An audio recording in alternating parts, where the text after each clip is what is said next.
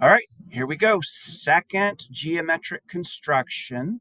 So go to geogebra.org and get into the calculator, and remember to go turn off the axes and turn off the grid so you get to this blank drawing palette.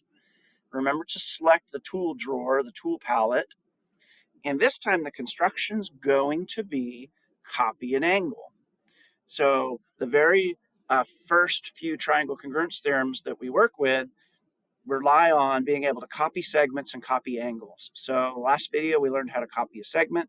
This video, you're going to learn how to make a copy of an angle. It's a little bit more complex, so you may have to pause the video at spots and back up. So I'm going to start with my original angle, and it's going to allow us to talk about what's the definition of an angle. So scroll down to the ray tool.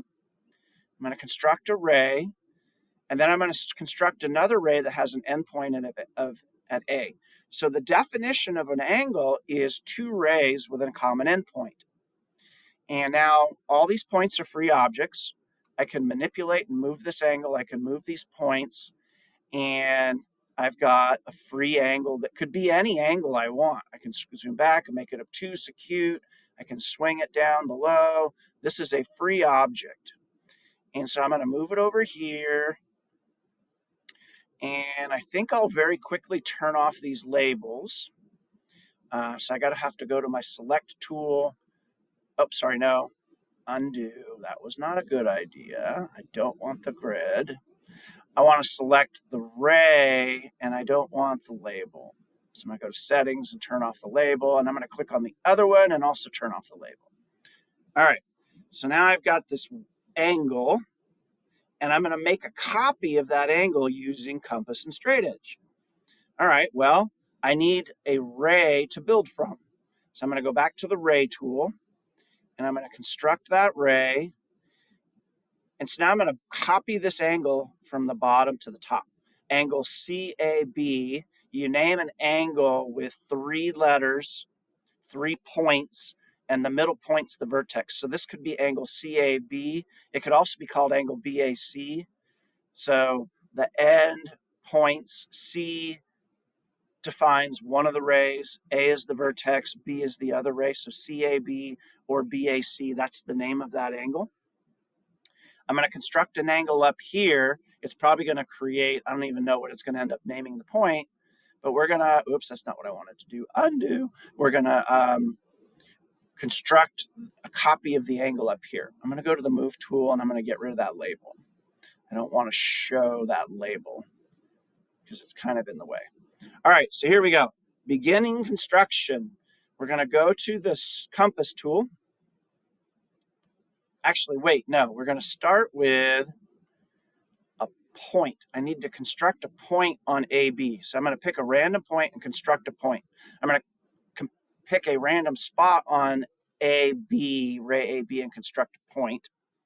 Now I'm going to get the compass tool, and I want to establish the radius from A to F.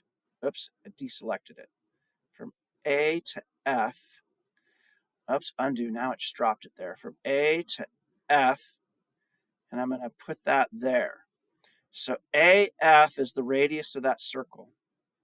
I want to construct this point of intersection so that this segment, well, let's talk about it. Let's construct that point of intersection. All right, so now because AF and AG are both radiuses of the same circle, AF and AG are guaranteed to be congruent.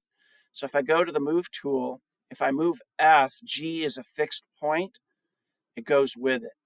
So AF and AG are guaranteed to be congruent because they're both radii, that's plural for radius, they're both radii of the same circle.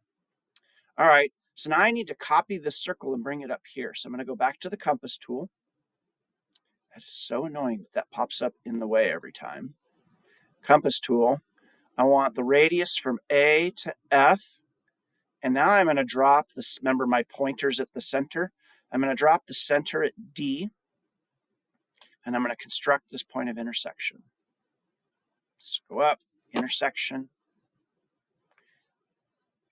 All right, so now AF, AG, and DH are all the same segment. They're all congruent because they're all the radii of the same circle. So H and G are tied to the length of AF. All right. Now, here comes the cool part. I'm going to open this up a little bit, and I'm going to zoom back just a whisker. I'm going to use my compass tool, and I'm going to measure the distance. I'm going to get a circle whose radius is from F to G. All right. I'm going to get my compass tool, and I'm going to get a circle whose radius is F to G. Click on F, click on G. There's that. I'm going to go ahead and drop it there. And then I'm going to do it again, F to G, but this time I'm going to drop it at H. Can you guess what's going to happen next? From F to G is the distance. It's like measuring the width of the angle, how wide it is, how much open it is.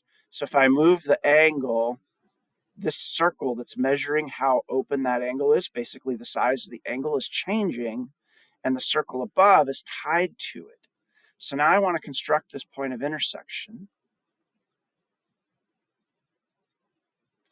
And then I'm going to construct the ray from D through I, and that's going to be a copy of the angle because A to F is the same as D to H, and F to G is the same as H to I. And so those angles are guaranteed to be congruent. Ray tool, D to I, boom. So now there's a lot there, but those two angles are tied. And no matter how I manipulate it, those two angles are congruent. So now I'm going to go in and I'm going to hide all of these construction marks. I don't want the circles. I'm going to hide the circles and maybe leave the other stuff.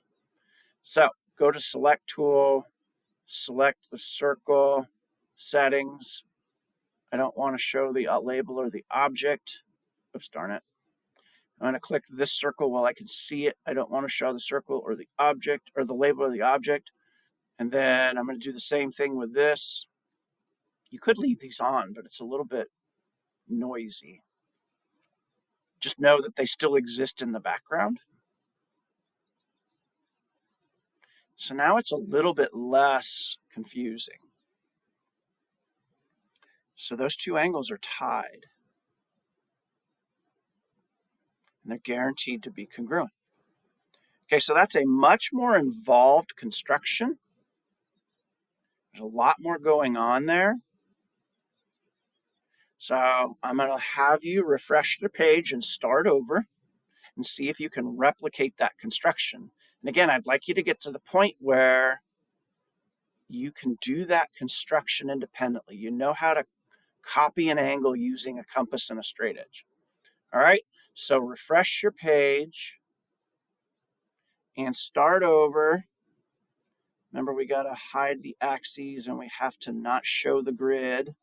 And we have to go to our tool palette, see if you can replicate that construction. Good luck.